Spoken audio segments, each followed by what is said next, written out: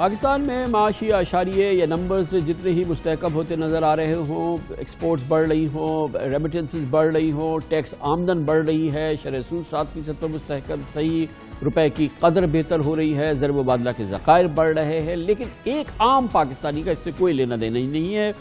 عوام تو صرف یہ جانتے ہیں کہ بس مہنگائی ہے اور صرف مہنگائی ہے، اور اس وقت ایک عام پاکستانی کے لیے مہنگائی کی چیخ پکار ہے۔ آٹا، چینی، دالیں، پیاز، ٹماٹر، سبزی، گھی، کوکنگ آئل، ہر چیز کی قیمتیں آسمان سے باتیں کرتی نظر آ رہی ہیں۔ بیف، مٹن، پھل، فروٹ تو عام آدمیوں کے لیے ایک لگژری آئٹم بن گیا ہے۔ چکی کا آٹا 80 روپے کلو، چینی 110 روپے کلو۔ 3 مہینے کے دوران کھانے پینے کی اشیاء کی قیمتوں میں 20 سے 25% بھی اضافہ ریکارڈ کیا گیا ہے۔ مختلف اشیاء کے مختلف حوالے سے ہر پاکستانی خاندان کے گھر کا ماہانہ خرچ تقریباً 25 سے 30% بڑھ چکا ہے، اور جس گھر میں 20,000 روپے کا راشن آتا تھا وہاں 25 سے 28,000 روپے میں آتا ہے، اس مہنگائی کی وجہ سے۔ کراچی، لاہور اور پشاور میں کھانے پینے کی اشیاء کی قیمتوں کی کیا صورتحال ہے، آج کی مارکیٹس کی کیا کیفیت ہے، ہم آپ کو دکھاتے ہیں ہمارے نمائندے خصوصی حماد عالم قریشی کی اس رپورٹ میں۔ اپیل کروں گی عمران خان سے، بھائی اگر آپ مہنگائی کر رہے ہو تو تنخواہیں بڑھا دیں تو مسئلے کا حل نظر آ جائے، یا اس مہنگائی کو روک دیں، اور آپ نوٹس مت لیں اللہ کا واسطہ۔ سبزی لوگ دے دیتے نہیں، اماں جان اتنی مہنگی نہیں دیتے۔ غربت میں آٹا گیلا، معاشی سسروی نے جہاں روزی کا حصول مشکل کر دیا ہے، وہاں مہنگائی نے بھی عوام کے ہوش اڑا دیے ہیں۔ یہ عمران خان صاحب بہت ظلم کر رہے ہو ہمارے لیے، غریب آدمی کی روٹی بھی چھین لی۔ خدا کے لیے مہنگائی کم کرو، خدا کے لیے کھانے دو، تھوڑا بھوکا نہ کرو لوگوں کو۔ 800 روپے کمایا اور صرف سبزی پہ اتنا گیا، تو میں آٹا کس چیز پہ لے لوں؟ 200 روپے کلو ٹماٹر بک رہے ہیں، ہر چیز کو آگ لگی ہوئی ہے، کیا کھان سب کر رہے، کچھ بھی نہیں کر رہے۔ پنجاب کے پاس 31 لاکھ ٹن، سندھ حکومت کے پاس 12.5 لاکھ اور وفاق کے پاس 12 لاکھ ٹن گندم کا ذخیرہ ہونے کے باوجود عوام کو آٹے کے لالے پڑے ہیں۔ حیرت کی بات یہ ہے کہ گندم کی امپورٹ بھی جاری ہے۔ کراچی میں مل کا آٹا 70 روپے کلو اور چکی کا آٹا 80 روپے کلو ہے، جبکہ لاہور میں صارفین لال آٹا 65 روپے اور چکی کا آٹا 80 روپے کلو خریدنے پر مجبور ہیں۔ پشاور والوں کو بھی روٹی کی بڑی بھاری قیمت ادا کرنی پڑ رہی ہے، جہاں مل کا آٹا 75 روپے کلو مل رہا ہے۔ ماہرین اجناس کہتے ہیں کہ آٹے کی خریداری پر 20 روپے کلو اضافی عوام کی جیب سے بٹورے جا رہے ہیں، جس کا یومیہ حجم لگ بھگ 50 کروڑ روپے بنتا ہے۔ پنجاب و خیبر پختونخوا کی صوبائی حکومت کی جانب سے 43 روپے کلو بھی آٹا فراہم کرنے کا بندوبست کیا گیا، لیکن عوام کا کہنا ہے کہ اس قیمت پر آٹا ڈھونڈے نہیں مل رہا۔ نہ جانے کون سے خوش نصیب گھرانے ہیں جہاں اس آٹے کی روٹی بنتی ہے۔ چینی کی بات کی جائے تو کراچی اور پشاور میں 100، لاہور میں 110 روپے فروخت ہو رہی ہے۔ مہنگائی مافیا فی کلو چینی پر اوسط 30 روپے اضافی بٹور رہی ہے۔ ملک میں 15,000 ٹن یومیہ کھپت کے حساب سے عوام کی خون پسینے کی کمائی سے روزانہ 45 کروڑ روپے ناجائز منافع خور کھا جاتے ہیں۔ چنے کی دال کراچی اور لاہور میں 140 جبکہ پشاور میں 170۔ ماش کی دال کراچی میں 240، لاہور میں 280 اور پشاور میں 270 روپے کلو بک رہی ہے۔ فی لیٹر برانڈڈ آئل کی قیمت کراچی میں 260 روپے، لاہور میں 242 اور پشاور میں 252 روپے صارف سے وصول کی جا رہی ہے۔ آٹا 80 روپے کلو ہو گیا، ہر چیز میں 20 روپے کا اضافہ کرتی ہے کوئی حکومت ہے یہ؟ واقعی جب سے عمران خان آیا ہے پورے پاکستان میں سونامی پیدا کر دی ہے واقعی۔ 40 روپے کے ایک پاؤ ٹماٹر ہے، 20 روپے کی دھنیا کی گڈی ہے، کیا کرے گا آدمی؟ جس طرح سے یہ حالات اور واقعات چل رہے ہیں، جانور بھی بھوکا مر رہا ہے، انسان بھی بھوکا مر رہا ہے۔ میں ایک بیوہ عورت ہوں، مجھے بتائیں کہ میں اپنے گھر کا گزارا کس طرح سے کروں؟ میرے پاس کوئی وسیلہ نہیں ہے، کچھ نہیں ہے۔ آپ نے اتنی مہنگائی کری ہے، خدا کی قسم 5,000 کا نوٹ 500 کا بن گیا، 1000 کا نوٹ 10 روپے کا بن گیا۔ مہنگائی کا تو طوفان آیا ہوا، مہنگائی کا آپ پوچھ ہی نہیں سکتے کیا حال ہوا۔ سبزی فروٹ سے زیادہ مہنگی ہوئی ہے۔ سبزیوں نے بھی کچن کا خرچہ بے قابو کرنے میں کوئی کسر نہیں چھوڑی۔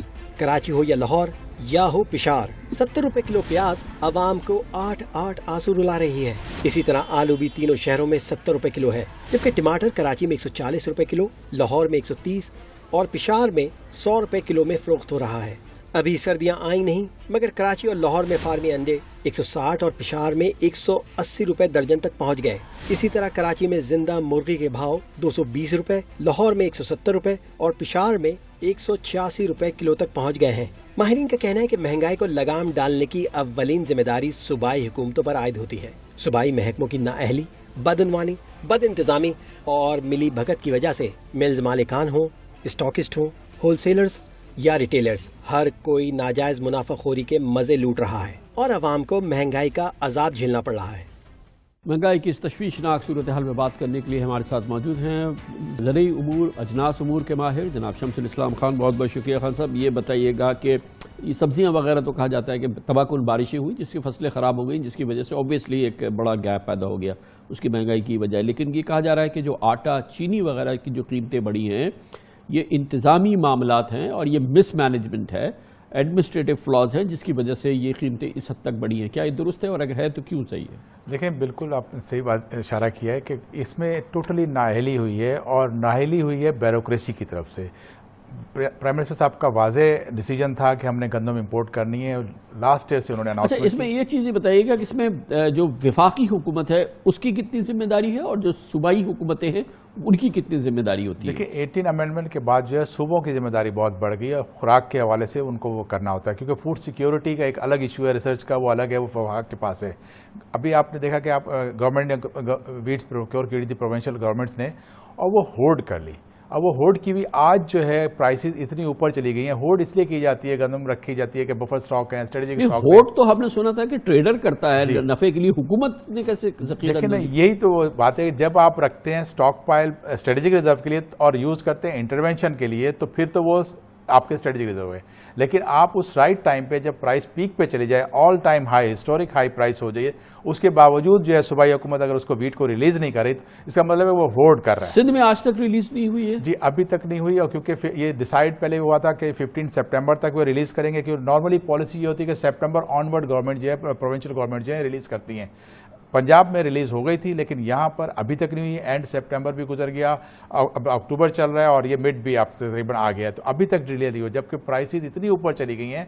हुकूमत को चाहिए कि अगर कराची में आटा महंगा है तो इसकी जिम्मेदार सिंध हुकूमत है। जी बिल्कुल, देखें ना, जब आपके पास 12 lakh 12.5 lakh ton wheat stock रखे हुए, आपने प्रोक्योर किए थे एबनॉर्मल प्राइस हाइक को कंट्रोल करने के लिए जब महंगाई होगी, और उस वक्त आप रिलीज नहीं कर रहे, और आप उसका क्या फायदा होगा जो आपने साइलोज भर के रखे हुए, वेयर हाउस भर के रखे हुए हैं, लेकिन आप मार्केट में रिलीज नहीं कर रहे और आम आदमी को अगर आप फायदा नहीं पहुंचाएंगे तो उसका तो कोई फायदा नहीं है सर। लेकिन चीनी की कीमतें अगर बढ़ी हैं तो वो उसकी जिम्मेदारी कहाँ जाती है? क्योंकि कहा जा रहा है कि कॉस्ट ऑफ प्रोडक्शन बढ़ गई है, गन्ना महंगा खरीदा, दुनिया में भी चीनी की कीमतें बढ़ी हुई हैं, 100-110 रुपए किलो अगर हो गई है, तो हमारे यहाँ कितनी इंतज़ामी मसाइल हैं इसके अंदर, या जो हमारी शुगर मिल माफिया है उसने अपना इंतकाम लिया है? जी देखें, वो बात भी समझ में आती है, लेकिन असल चीज़ है कि जिम्मेदार कौन है जिसने वो आपके अदारे बने हुए हैं, इतने ज़्यादा लातायदाद अदारे हैं जो सूबाई शुगर मिल्स को कंट्रोल करते हैं, उन्होंने कोई काम नहीं किया।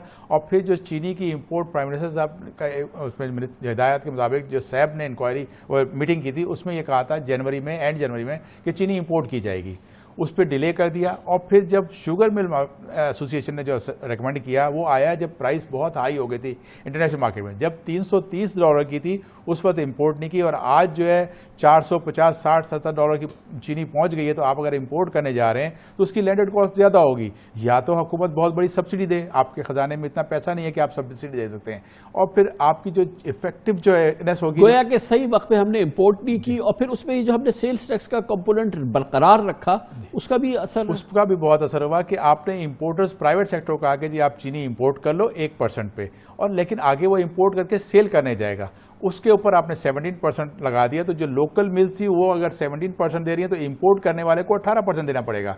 अब अगर आप प्राइवेट सेक्टर को वो उस लेवल पे नहीं लाते और सिर्फ टीसीपी को कहते हो कि वो इंपोर्ट करके और उसको हम टैक्स फ्री कर देंगे, तो उसका भी इफेक्टिवनेस नहीं आएगी, क्योंकि वो मार्केट में जब आपने इंटरवेंशन करानी होती है तो मार्केट फोर्सेस। ये जो अब एक आपने सुना कि लोगों को बेचारों को ये सब्जियों की वजह से, और यकीनन इसमें तबाकुल बारिशों का बड़ा किरदार है, भारत वगैरह में भी हो जाती है, प्याज महंगी हो गई, टमाटर महंगे हो गए, ये सारी चीज़ें हैं। इसका क्या हाल होता है कि अगर इतनी बड़ी तरीके से आपकी क्रॉप ख़राब हो गई है तो इतना क्राइसिस ना हो, इसके लिए क्या किया जा सकता है? दुनिया में आपको मैं बताऊं कि दुबई है, सिंगापुर है, जहां कुछ नहीं होता वो उन्होंने अर्बन फार्मिंग स्टार्ट कर दी। अर्बन फार्मिंग एक नया कॉन्सेप्ट आया जब से क्लाइमेट चेंज आने लगे हैं, तो जो ट्रेडिशनली आपके इलाके थे ग्रो करने के, उसको ख़त्म करके, क्योंकि शहर बहुत बड़े हो गए। अब कराची जो है 3 करोड़ की आबादी तकरीबन हो गई है, यहाँ एक भी अर्बन फार्मिंग की पॉलिसी गवर्नमेंट की तरफ से नहीं आई। हम अभी भी ट्रेडिशनल ग्रोइंग कर रहे हैं, और अगर ये बलूचिस्तान में जो ये सारी चीज़ें ना हो रही होती, वहाँ पर ड्रिप इरीगेशन का موسم ہوا ہے تو آج کراچی میں جو 200 روپے کی سبزی آپ کو ملے وہ 500 روپے تک لے جاتی ہے، کیونکہ آپ جو